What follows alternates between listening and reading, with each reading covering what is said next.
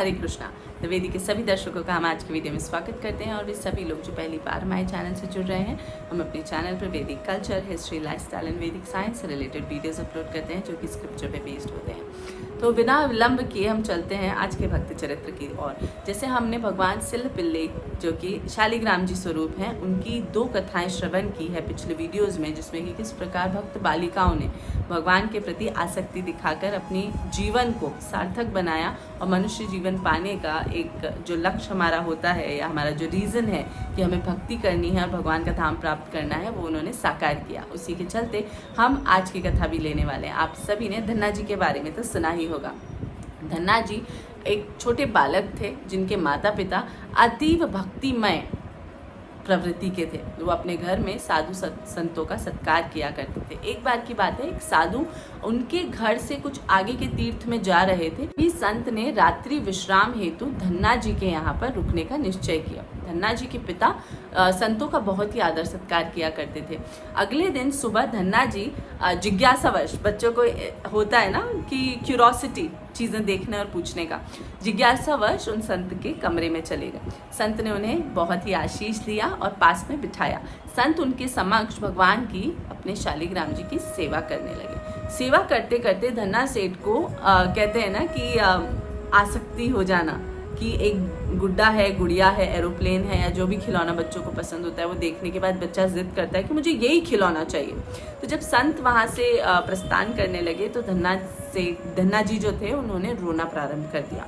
बहुत छटपटाने और चिल्लाने लगे। अब क्योंकि उनके जो पिता थे वो जमींदार थे और संत ने सोचा कि बड़े लोग हैं, अब मैं किस प्रकार इनसे मना करूं। परंतु बच्चे को मनाने के लिए कैसे होता है कि जब पापा ऑफिस जा रहे होते हैं, बच्चा रोता है तो पापा कहते हैं हाँ मैं आ रहा हूँ, नीचे से आ रहा हूँ, या मैं अभी आ रहा हूँ, तुम्हारे लिए चॉकलेट लेके आ रहा हूँ, अभी आता हूँ, ऐसा कुछ ना कुछ बहाना बनाते। तो वैसे ही संत ने रोड़ी से एक छोटा सा पाषाण उठा के उन्हें दे दिया।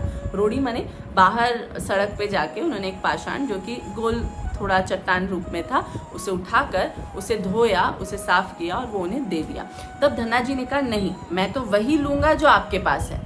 तो जब संत ने ये सुना तो घर वालों की तरफ देखा और वो थोड़े विचलित हो गए कि मैं किस प्रकार अपने सेवा के ठाकुर जी यहाँ छोड़ के जा सकता हूँ, ये तो पॉसिबल ही नहीं है। परंतु उन्हें सूझ नहीं रहा था कि वो किस प्रकार से बालक को मना करे। तभी उन्हें एक आइडिया आया जी को मनाने के लिए। संत ने कहा कि देखिए मेरे शालिग्राम जी तो छोटे हैं, आपके पास तो बड़े शालिग्राम जी हैं। तो वो मान गए कि हाँ ठीक है, मेरे पास बड़े शालिग्राम जी हैं। अब वो उन्हें पूजा घर में रखने लगे और मैया से जिद करने लगे, मुझे पूजन सामग्री दो, मुझे चीज़ें दो। तो मैया ने, क्योंकि सभी को पता था कि ये सिर्फ एक पाषाण है और धीरे धीरे बच्चे का मोह इससे हट जाएगा। जैसे खिलौने से बोर हो जाता है बच्चा, दूसरे खिलौने पे शिफ्ट हो जाता है। घर वालों को नहीं पता था कि ये चीज़ आगे चल के प्रगाढ़ भक्ति में कन्वर्ट होने वाली है। उन्होंने भगवान के लिए बिस्तर बनवाए, वो वहाँ सुलाते थे, भगवान को भोग पवाते थे, भगवान के साथ खेलते थे। अब क्योंकि माता ने तो श्रृंगार का कुछ नहीं दिया और कहा जाओ तुम्हारे शालिग्राम जी हैं, जाओ तुम ही अरेंजमेंट करो।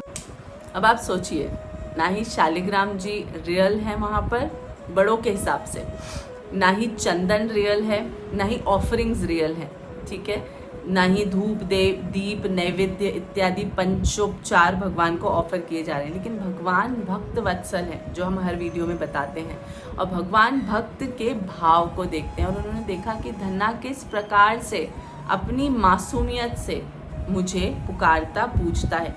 एक बार की बात है, धन्ना जी ने देखा कि हर रोज़ मैं थाली रखता हूँ परंतु भगवान तो उसका एक भी ग्रास नहीं खाते। उन्होंने पर्दा लगाया भगवान को भोग पवाने के बाद और कहा खा लो, गुस्से से कहा। जब पर्दा हटा के देखा तो देखा कि भोजन तो वैसा का वैसा रखा है। तो उन्होंने कहा यदि आज तुम भोजन नहीं करोगे तो मैं तुम्हारे कान खींचूंगा। जैसे माता मेरे कान खींचती हैं, जब मैं भोजन नहीं करता माता मेरे कान खींचती हैं और डांटती हैं और चिल्लाती हैं, वैसे ही मैं तुम पे क्रोध करूंगा यदि भोजन नहीं किया तो। और पर्दा लगा के बैठ गए। थोड़ी देर बाद जैसे ही पर्दा हटाया और फिर से देखा तो फिर से भोजन नहीं। तो उन्होंने निश्चय किया, छोटा बालक होते हुए निश्चय किया कि आज मैं भी अन्न जल नहीं ग्रहण करूंगा। ऐसे बोलकर भगवान से गुस्सा होकर वो वहाँ सो गए। छोटा बच्चा है, दिन में सो जाता है, तो बिना खाए पिए भगवान के ही मंदिर के सामने सो गए। अब जब उनकी नींद खुली, उन्हें आवाज़ आने लगी कि कोई भोजन ग्रहण कर रहा हो जैसे, तो उन्हें समझ नहीं आया। उन्होंने इधर उधर देखा और जैसे ही पर्दा हटाया तो उन्होंने देखा भगवान साक्षात प्रकट हो गए हैं बाल गोपाल स्वरूप में और वहाँ बैठकर भोजन ग्रहण कर रहे हैं। देखिए ये होती है भाव की भक्ति। मैं नहीं कह रही कि हम सभी को इस तरह से नियमों के विरुद्ध जाकर भाव की भक्ति करनी। वो बालक थे, धन्ना जी एक मासूम बालक थे, वो बालक की मासूमियत थी। हम जो बड़े लोग हैं हमें नियमों के अंतर्गत ही भगवान की सेवा अर्चना करनी चाहिए, परंतु भावनात्मक रूप से। तो जब भगवान को उन्होंने भोजन करते हुए देखा, उन्हें बड़ी खुशी हुई, भगवान ने अपने हाथ से उन्हें भी खिलाया, वो बहुत खुश हुए। अब वो क्या करते कि वो अपनी गैया चराने जाते, तो शालिग्राम जी को अपनी पॉकेट में, कुर्ते की पॉकेट में रख के और वन की ओर चले जाते। वन में जाकर वो अपनी पॉकेट से शालिग्राम जी निकालते, वो भगवान अपने रूप में आ जाते। दोनों ग्वाल बाल खेलते मस्ती करते, गैया की सींग पे चढ़ते, गैया की पूंछ खींचते, गैया को चराने के लिए लेकर जाते, बड़े मजे करते थे दोनों के दोनों। तो जब भी वो घर वापस आते, वो फिर से शालिग्राम जी को अपनी पॉकेट में रखते, भगवान फिर शालिग्राम रूप में आ जाते। ऐसे चलता रहा। धीरे धीरे धन्ना जी बड़े होने लगे। जैसे जैसे वो बड़े होने लगे वैसे वैसे सभी घर वालों के दिमाग में एक शंका आ गई कि ये बालक बहुत ज़्यादा आसक्त हो रहा है। तभी वो संत का वहाँ आना हुआ और सभी ने बताया कि ये अपने आप से बात करने लगा है और इसे लगता है कि ये पाषाण जो आप इसे लेके गए थे ये स्वयं भगवान है और भगवान रूप में प्रकट होकर इससे बातें करते हैं। सबको लगा बच्चा है, थोड़ा बच्चे अपने आप में एक स्टोरी भी क्रिएट कर लेते। तब संत ने धन्ना जी को बुलाकर पूछा कि धन्ना कहाँ है तुम्हारे भगवान। तब धन्ना जी ने बताया कि मेरे जो भगवान हैं वो गैया चराने गए हुए हैं। और तो तुम यहाँ क्यों आ गए? क्योंकि गैया तो वो चरा रहे हैं, मुझे कोई परेशानी नहीं है, मैं आपसे मिलने आ गया। तब उनके संत महाराज ने कहा कि देखिए मैं तो नहीं देखा हूँ आपके भगवान को, मैंने तो आपको दिए थे, उसके बाद मैं मिला ही नहीं उनसे। क्या आप उनसे रिक्वेस्ट करेंगे कि वो मुझे जिस रूप में आपके साथ रहते हैं उस रूप में दर्शन दें? धन्ना जी गए, उन्होंने भगवान से रिक्वेस्ट की कि मेरे गुरु महाराज आपको बुला रहे हैं, आपसे मिलना चाहते हैं इस रूप में। भगवान ने कहा मैं तुम्हारा सखा हूँ, मैं और किसी को नहीं दिखूंगा।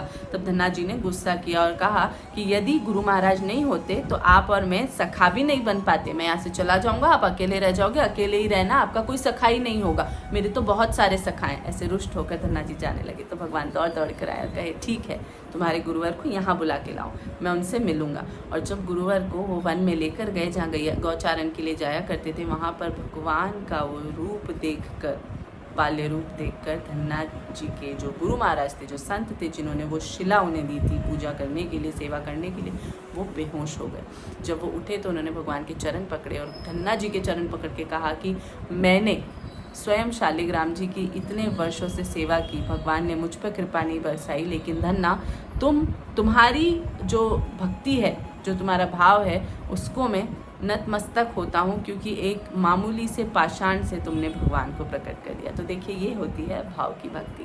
Thank you for watching. Hare Krishna.